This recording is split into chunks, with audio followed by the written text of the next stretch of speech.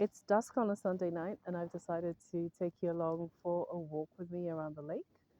I'm between two sets of mountains, and this is an artificial lake behind me.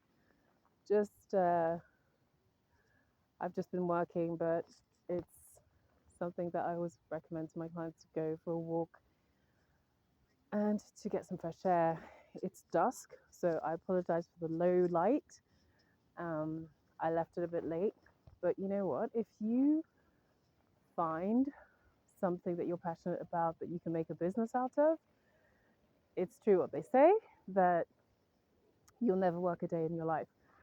And it's Sunday evening, and I think about what my life used to be like in the corporate world and how I used to get the Sunday scaries. I had the Sunday scaries from pretty much Saturday morning all the way into Sunday night, and that would actually really affect my sleep. And all of these things, it was just like a constant treadmill of being stressed out. And I don't know, I I swapped the safety or the relative safety of a corporate job to go into business for myself, and I have not regretted it, not for 1 second at any point. And I know that a lot of my friends are thinking, "Oh my goodness, she'll be back with her tail between her legs," but it just didn't happen. Like not. I don't regret any of it, and I'm still on the journey, and it's 3 years in.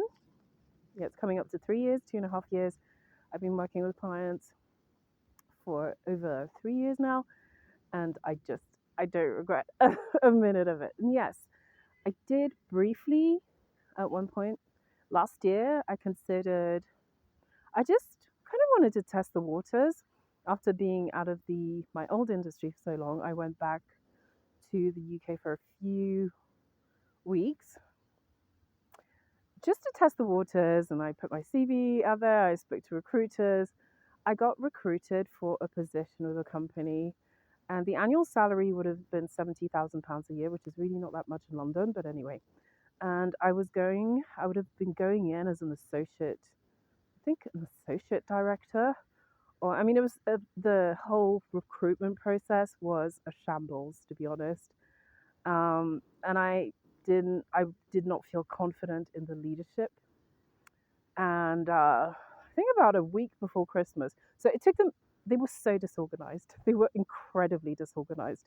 We started talking in mid-October. No, probably earlier than that. They were struggling to find someone, and it took till mid-December to actually get an offer on the table. I pretty much had to create a business case for them to be able to create a position for me. It was just insane. They were so chaotic and disorganized. It was difficult to say. It would have been really difficult to say yes. And then when they told me that their strategy with AI was to never use AI, I thought, right, I'm not joining dinosaurs. These people are crazy, and they had some really dubious. And the thing is, they were lying to me.